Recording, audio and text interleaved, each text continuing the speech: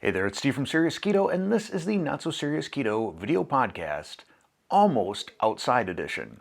Yes, the weather has finally improved here in Wisconsin to the point that I considered filming this podcast outside, except for the fact that I kind of missed the early morning window when it's best to film. I forget what they call that. I think it's like called the golden hour.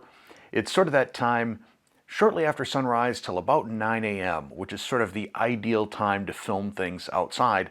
Otherwise, it's just too bright, things get overexposed, and at least that's my understanding of it. So instead, I'm back down in the man cave recording this, but weather will be a little bit of a running theme throughout this podcast.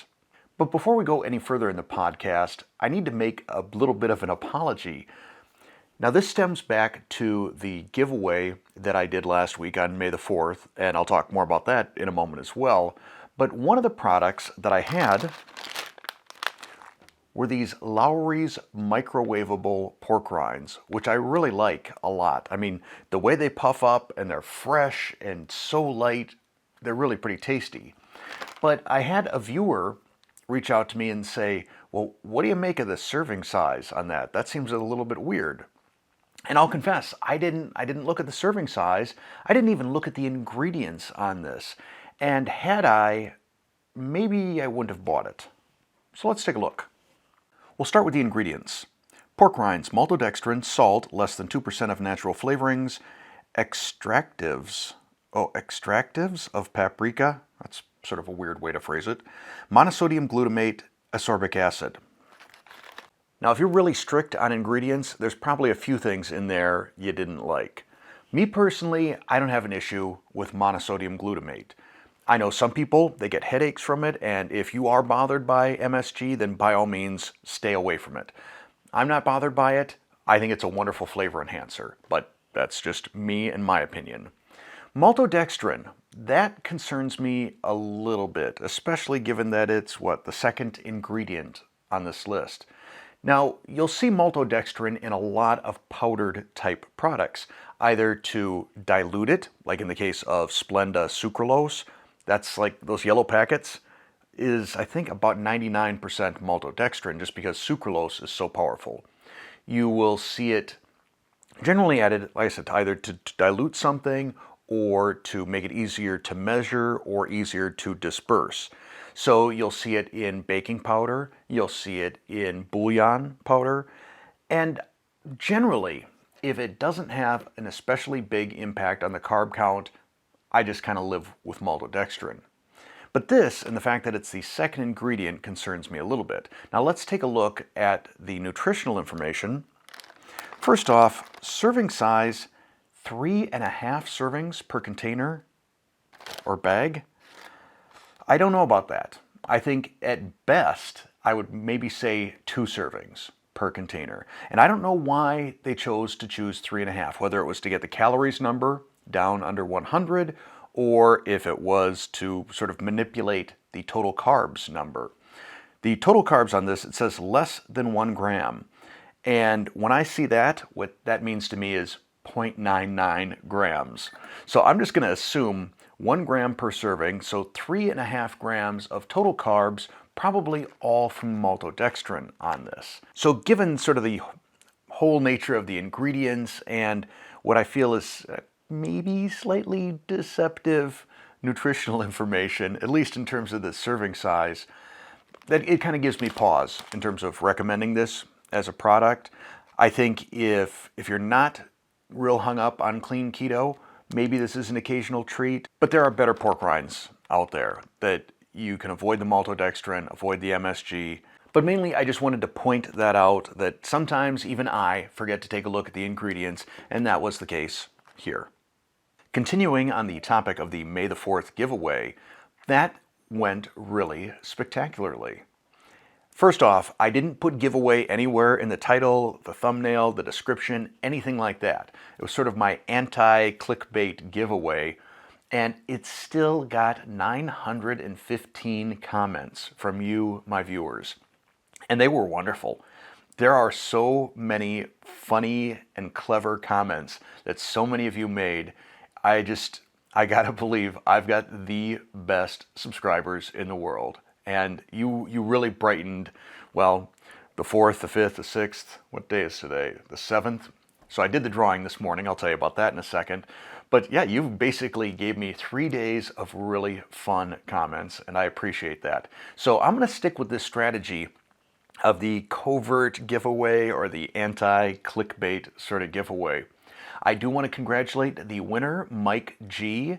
He already got back to me with his shipping information and everything, so this morning we will get that package off to him, but stay tuned because I want to keep giving stuff away. I've got a lot of stuff in my keto pantry, and like I said, I think you, my viewers, are wonderful, and I want to share with you. So yeah, it was a lot of fun. I'm definitely going to keep doing these, probably on a cadence of about once a month for my regular viewers, and then I do an additional one for my paid channel members over in the paid channel member community area. So definitely going to be giving some more stuff away because I like giving stuff away. Continuing the topic of clickbait and anti-clickbait, I've really been waffling on, or chaffling, on what I should do, whether I should do some just really totally anti-clickbait titles or parodies of clickbait titles. Or maybe I'll do both, I'm not sure. But one thing that I am just a total sucker for when it comes to clickbait is wait for it. Whenever that pops up on a video, like, you're expecting something great is going to happen, or embarrassing, or something, and it says wait for it, and I am waiting. Do something, I can't wait, and generally it's not anything very good. So maybe I'll start doing that on some of my videos. I'll just put like a wait for it and just sit there, wait for it, wait for it, wait for it, and then a commercial. As I mentioned at the beginning of this video, the weather has finally taken a turn for the better here in southeast Wisconsin. It has just been a miserable April. Just wet and cold and snowing and just overall the sort of weather that makes you wonder, why do I live in Wisconsin again? But now it is finally nice out, and that really kind of leads to a couple of different things on this channel. The first is you can start to expect to see more outdoor cooking videos, whether that's grilling or smoking, or, I don't know, just something outdoors. I'm not sure what else there is. Grilling and smoking for sure. That's going to be one thing you see more of. What you may see a little bit less of is on-time content from me. So sticking to my regular Monday, Wednesday, Friday cadence that I try to stick to most of the time, if weather is nice out, I want to be outside working in my garden, getting yard work done. It's always my goal by Memorial Day to have all of the heavy lifting outside done. So we get the garden done, we get the yard in shape, we get the deck in shape, we get any exterior painting done that needs to be done. Usually we'll have a rummage sale or something. All of these things we're going to be packing in the next couple of weeks. And that may change the release schedule a little bit on some of my videos. Another thing that I want to share with you is a bit of an epiphany that I had recently, and this is one of those Steve just bearing his soul sort of things, but I upload all of my photos to a few different cloud services just to make sure that they're all stored safely someplace and that I've got some redundancy in place. And one of those is OneDrive, which I think is a Microsoft product. But every day I will get an email with a handful of pictures that say, your memories from today. And as I look at these, I don't remember them. There's a lot of pictures of my kids, Connor and Courtney, as they were growing up playing. And I'm not in those pictures. I spent a lot of time at work at GE, a lot of hours. I was an up-and-comer. It was a big deal. And especially at GE Capital, you would get to places around holidays where that's also big money-making time, the end of the year, fourth quarter. So kind of between Thanksgiving and New Year's, just insane type hours because you're trying to book revenue. Anyhow, the reason I share this is because either I was working or I got home and headed straight to the bar down in my man cave and would make a vodka gimlet and kind of just drink away the memory of GE for the rest of the evening. And as a result, I don't have a lot of memories that are my memories of today, that OneDrive says I should remember. And on the one hand, it's really cool, looking back and seeing these pictures, but on the other hand, I feel sad that I missed a lot of that.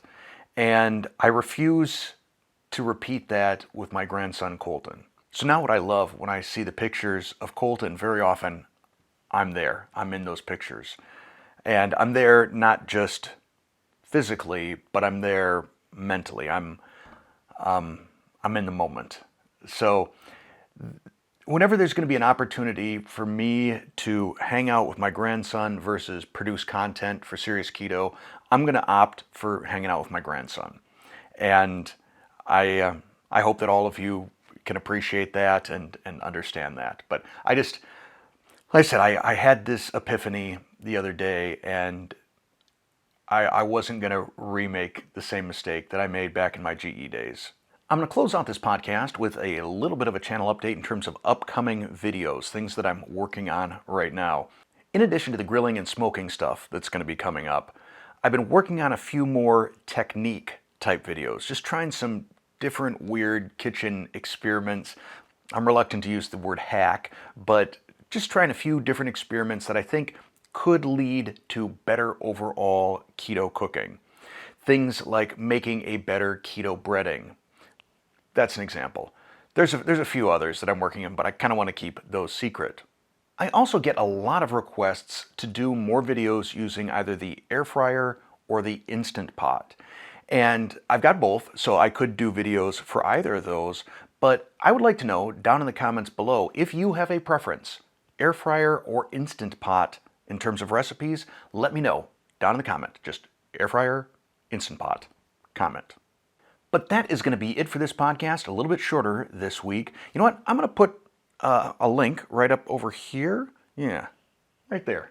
To my barbecue and grilling playlist. And maybe that'll get some of you in the same mood that I'm in right now, which is a barbecue and grilling mood. But that's going to be it here. Thanks for watching. Thanks for listening. And thanks for watching.